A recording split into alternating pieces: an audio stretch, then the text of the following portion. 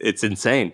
I think it's insane and brilliant. That's a good And nobody knows about this account, by the way. This account only has 750 followers. So I kind of, maybe I'm blowing up my own spot here.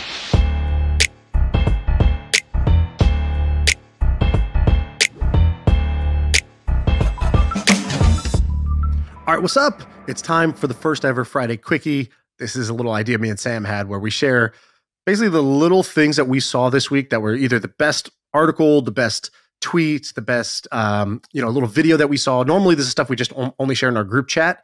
And we wanted to try it out on the pod, showing it to each other. I don't know what he's going to say. He doesn't know what I'm going to say. We each have 3. So we're going to do a list of 6 things. Let's run through it. Sam, you want to go first? All right, you want to go first? Oh, jinx. I'll do when I have a quick one. So this is a genius deal flow hack. You ever heard about how hedge fund traders will like move their servers to be as close as possible to the pipe, or they'll use a certain kind of wire so that the trades get executed faster? I used to hear all these things about like how in traditional finance, people would go to crazy lengths just to get that little edge, that little extra edge. And I always felt a little sad that us, the soft boys of Silicon Valley, we don't really do that. We're all nice, paying it forward. We're just blogging everything that we know.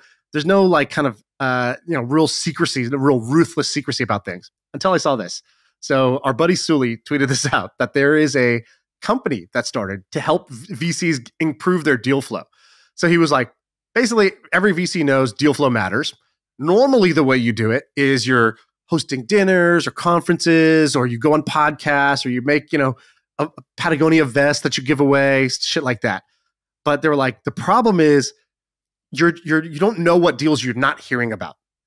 So what if there was a way where you could know about the deals you're not hearing about? So what they did was some company basically puts a photographer in front of the offices of like Sequoia and Andreessen and all these like the top funds. Is this real or an idea?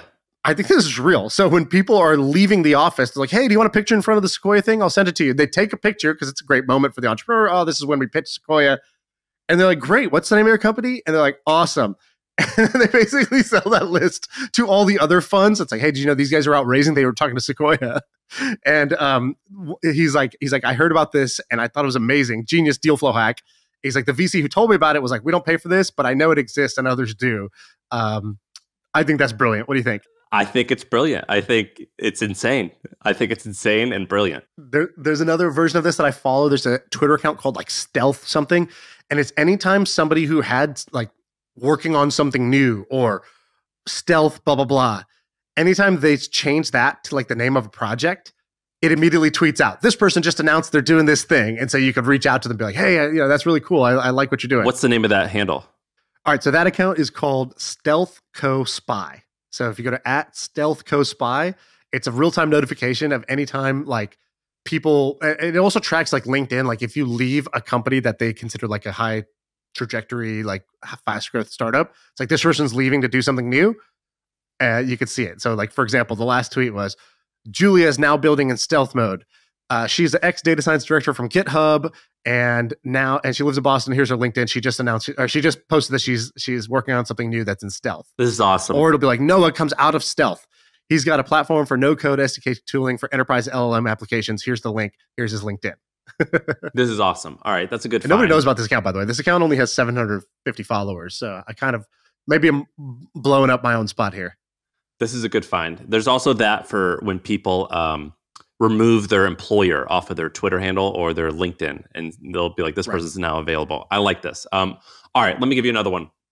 So I was reading Reddit the other day, and I found this old post. It's over a year old. Do you remember Jake Kassan or Kassan? I don't actually know how to say his last name, but Jake. So he started Movement Watches. And they were one of the first like D2C guys to go big. And so they started this company where they sold watches. They got popular on Instagram. I think he sold it for $100 million. So then there was another $100 million earnout, which I'm not sure if they hit or not. But the company was bootstrapped. So he made north of 50 million, I would imagine. I found this post. I don't know why he did this, but he did. And I think it's great. but he didn't really talk about it on social media. But I found this on this subreddit called Find a Path, for those who have a hobby, passion, or a passing whim that they want to make a living out of, but don't know how they can get there. So that's the description of the subreddit. But he's got this description or this post on this subreddit and says, I sold my company Movement a few years ago for a lot of money and thought all my problems would be solved. I made my life really cushy and comfortable, and I optimized to be as stress-free as possible. And then he goes on to say that he's new to this subreddit and he's still trying to find out what he wants to do with his life, and that he set up his life to be easy. And now it's been 2 years since he sold the company, and he's 31, single. He never has to work again, but he's never been lonelier and depressed than ever. And he basically talks about what he's trying to do in order to find his passion. And I think that what's interesting about this post is people never talk about this type of stuff like publicly, where they put their name on it and they truly say how they feel.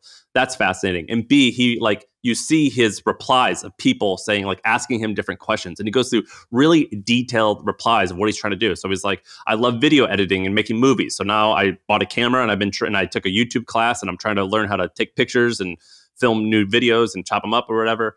And it's super fascinating to see behind the scenes of someone who's young. I think he was 29 when he sold. So 29, worth tens of millions of dollars. He's pretty lonely. He's depressed. And it's really fascinating to see someone break all this down. I thought this was a really, really fascinating Reddit post that I didn't see shared anywhere. I love this. I thought it was awesome. I saw it because somebody on Twitter goes, I wonder what the guys who like crushed it in the early wave of e-com are doing now. I bet they're just killing it. This is somebody tweeted this. And then this other guy goes, actually, I just saw this post on Reddit. And this is a year ago. He's like, I saw this post on Reddit from the founder of Movement saying exactly what he's been doing. And actually, he's been kind of wandering and trying to figure it out. And then I read this thing. I was like, dude, that's the magic of the internet. Someone just tweeting a random question. Somebody else being like, oh, well, here's an obscure Reddit post that's like filled with, the answer to your question.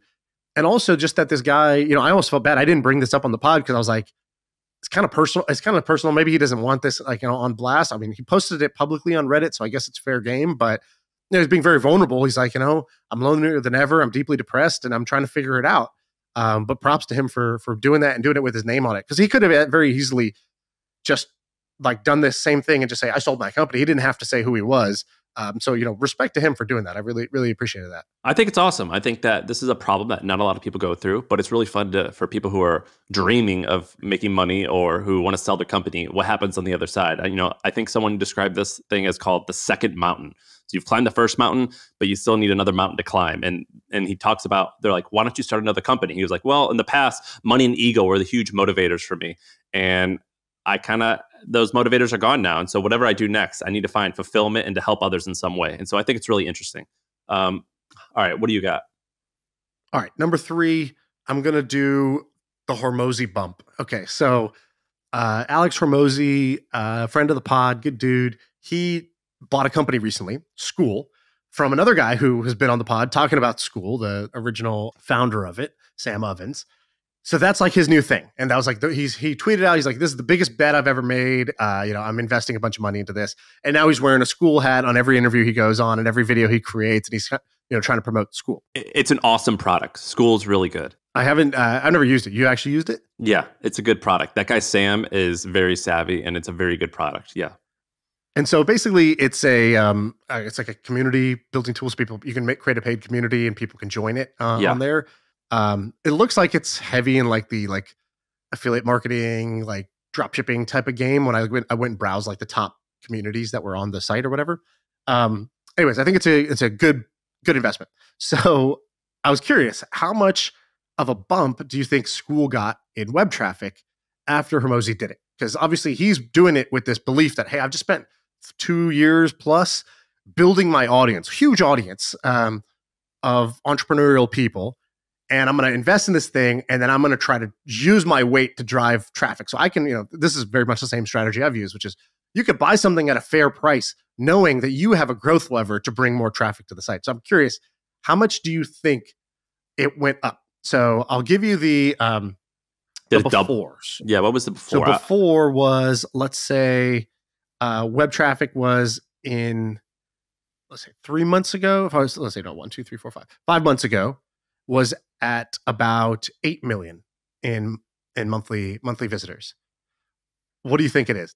I would have guessed 10 or 12. All right, everyone, a quick break to tell you about HubSpot. And this one's easy because I'm going to show you an example of how I'm doing this at my company. When I say I mean not my team. I mean, I'm the one who actually made it. So I've got this company called Hampton. You can check it out, joinhampton.com. It's a community for founders. And one of the ways that we've grown is we've created these surveys where we'll ask our members certain questions that a lot of times people are afraid to ask. So things like what their net worth is, how their assets are allocated, all these like interesting questions. And then we'll put it in a survey. And I went and made a landing page. So you can check it out at joinhampton.com/wealth. You can actually see the landing page that I made. And the hard part with this is with Hampton, we are appealing to a sort of a higher end customer, sort of like a Louis Vuitton or a Ferrari. So I needed the landing page to look a very particular way. HubSpot has templates. That's what we use. We just change the colors a little bit to match our brand. Very easy. They have this drag and drop version of their landing page builder, and it's super simple. I'm not technical, and I'm the one who actually made it. And once it's made, I then shared it on social media, and we had thousands of people see it and thousands of people who gave us their information. And I can then see over the next handful of weeks, this is how much revenue came in from this wealth survey that I did. This is where the revenue came from. So it came from Twitter, it came from LinkedIn, whatever it came from. I can actually go and look at it and I can say, oh, well, that worked, that didn't work, do more of that, do less of that. And if you're interested in making landing pages like this, I highly suggest it. Look, I'm actually doing it, but you can check it out. Go to the link in the description of YouTube and get started. All right, now back to MFM. Okay, so it went from 8 million to in January, it looks like spiked at almost 17 million, according to like SimilarWeb, which is not exactly accurate, but directionally correct. So almost double the about double the traffic for that month. Now, a lot of it is people just coming and checking it out because of the announcement. It's not like necessarily the most sustainable thing, but let's now look. Wow. We're mostly through February. So what's the February numbers looking like? But check this out. So Circle.so, I think they're called. Circle.co or Circle.so, they're a community platform that's a competitor to Skool. They've raised, I think, tens of millions of dollars. Skool has more than double their traffic. They had doubled their traffic before they even took the money. Right. That's insane. Yeah. And Sam actually told me, and he posted it on their About page, that he has invested $10 million of his own money, which I think was a large percentage of his money that he had, into making Skool a reality. Yeah, it's interesting what these are. So I just sorted by paid. So you can see it's the digital growth community, which is like basically internet marketing. Number 2, Mark's manifestation thing. Pay $49 a month and you join his thing. It's got 284 members. Digital Wealth Academy, right? It's a lot of the the Adonis school, like-minded men who want to live the Adonis lifestyle, right? It's like a lot of like Andrew Tate type stuff, which I find interesting. But it's cool because, I think you've done a bunch of paid communities on Facebook and now Slack and other places. You didn't use this for Hampton, right? No, because when we started, I didn't know enough about it and I didn't think it would be any good. But then I met Sam, the guy who started it, and we were already on Slack. But I was like, oh, you actually are really smart. I kind of regret not using it. And I have nothing to do with this company, but I thought it was awesome. But they have a bunch of like non-businessy stuff. So there's like a stuff on like style and clothing. And then there's one on meditation. So there's stuff on non-business stuff. It's just, it's like anything aspirational you would want, right? So whatever you want. You want a better body, you want a better style, you want better finances, whatever it is, that's how you get there. I think it's a great move also just in general. The business model of, I take a kind of crappy but high volume business model, which is, let's say, media, but I use it to buy assets in the best business model, SaaS, which is what he did, right? So he converted his YouTube fame, which doesn't pay very well, into owning a SaaS asset, which is like SaaS is one of the best business models out there. So good move by Alex on that one, and congrats to all involved on the big spike. I hung out with Sam Ovens once. My wife and I, we were at a restaurant with him or some type of bar or something, and we were just talking. And Sam Ovens he's a wonderful person, but he's almost a little awkward. Like he's really awkward in the sense of he's comfortable with silence. And it got to the part of the conversation. Yeah, you're like, turns out I'm awkward. Yeah. He's actually kind of normal, I guess. Yeah, it was me. And it got to the point in the conversation where there was some silence, and I was just like, I'm going to sit in this for a minute. Let's just see what this feels like. Let's sit in this silence. And so we sit and we finish the conversation, and there's about 5 seconds, and he goes, I delivered my baby, and he's from New Zealand. And I was like, what? What do you mean you delivered your baby? With what? He goes, my hands. And he tells a story about how like his wife went into labor and like the paramedics couldn't make it in time, and he's like, he delivered it on his own, and it was and he just threw that out there, and I was like, oh, dog, I would join a paid community of him just sending me a voice note every morning of that. Yeah. that was like the silence breaker was, I delivered my baby. And I just thought it was awesome. I was like, you're the best person I've ever met. All right, let me show you another one. There's this tweet I saw. Her name is Julia Chang. All right. So this, she just shared this woman on Instagram named Amanda Wolf. So she goes through, what she does is she gets people to share their finances. And then she like is a personal finance wizard or something like that. And so she writes out I don't know. What do they call these people? She's some sort of magician. She's a witch. Some personal finance witch. I don't know. Whatever you call these people. But it's normally like people who are making like 80 grand a year. And then she talks about like, you know, this looks normal. This doesn't look normal. She got this couple that's 39 and 37 years old, a husband and wife. One's an attorney, one's a CIO. Their net income or their personal income is $3.7 million. They live in Alpine, New Jersey, and their expenses each month are roughly $77,000. And they break down what their expenses are. So the biggest one being mortgage, $29,000, utilities, $1,200. But then it gets to like some wild stuff. So where does it say they're the $29,000 mortgage wasn't wild? That's wild. But a $29,000 mortgage, I think that's what it costs to have a like $4 million house. I mean, so that I guess that makes sense. But their personal trainers are $4,000 a month.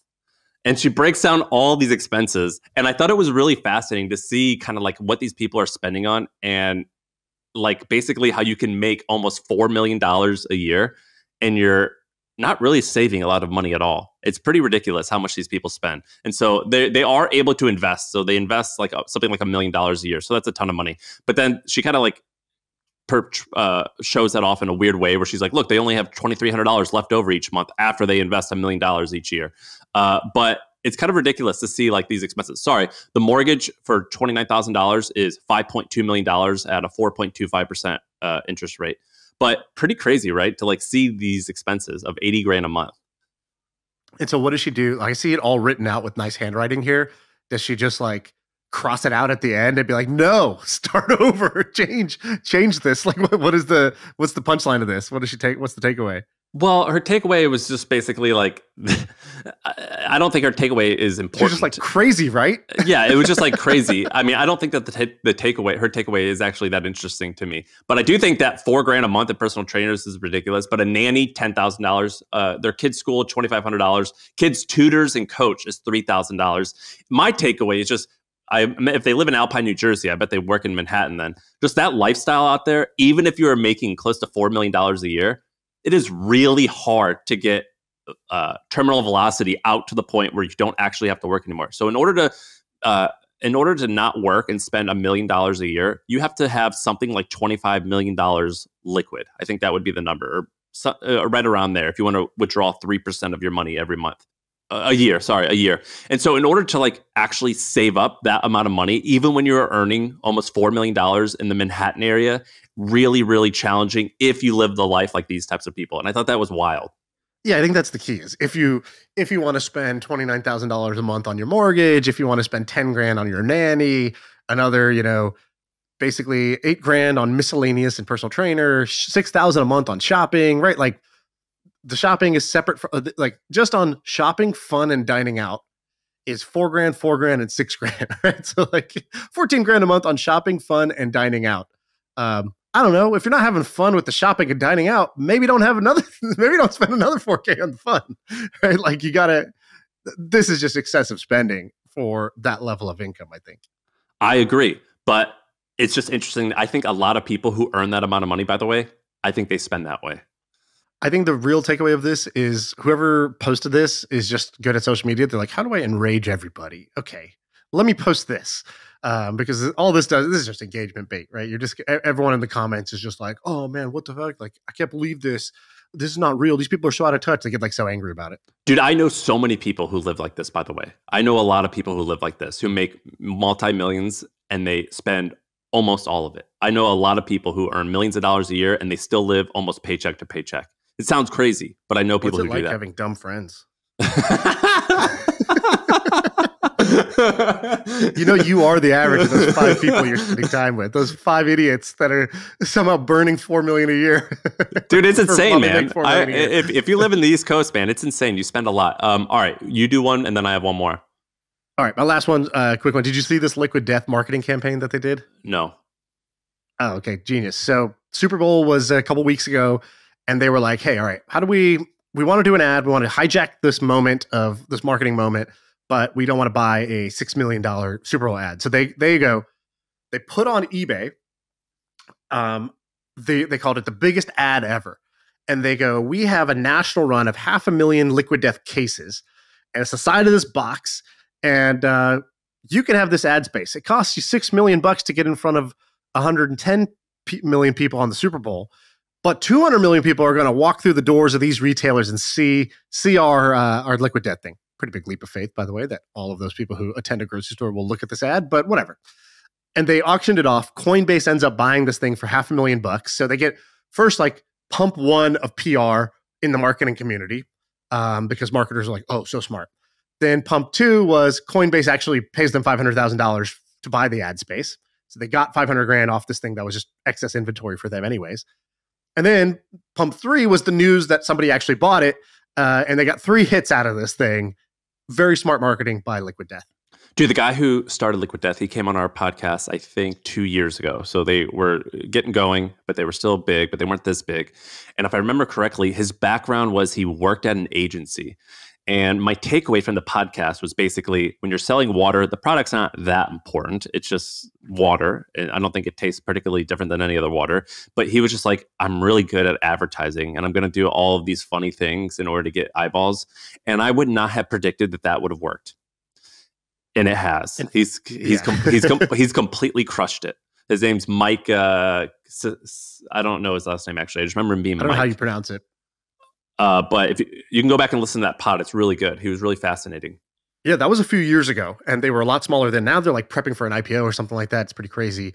I don't know how healthy the business is, but it definitely went way further than I ever thought it would. Probably way further than you ever thought it would too, because it's basically the bet was we're just going to be incredible at marketing. Like that was the entire bet was, it's water. And then we're going to be absolutely incredible, world-class at marketing, and that'll be the thing. And they pulled it off. Props to them. All right, here's the last one. So I found this article. It was from houseoffresh.com. So if you Google House of Fresh and then David and Goliath, you'll see this article. But I'm going to tell you why I was interested in this. So do you ever use review sites to like decide which product you want to buy? Not anymore, but I did for a long time. Me too. I did for a long time. And I started diving deep on this. And I was like, okay, so how does BuzzFeed, which is I don't even know what their specialty is, know which air purifier is best? Like, I don't know if they can actually test all of this stuff. And I started noticing that there's all these websites like menshealth.com and a whole bunch of other stuff reviewing products or posting like, this is the 10 best these items.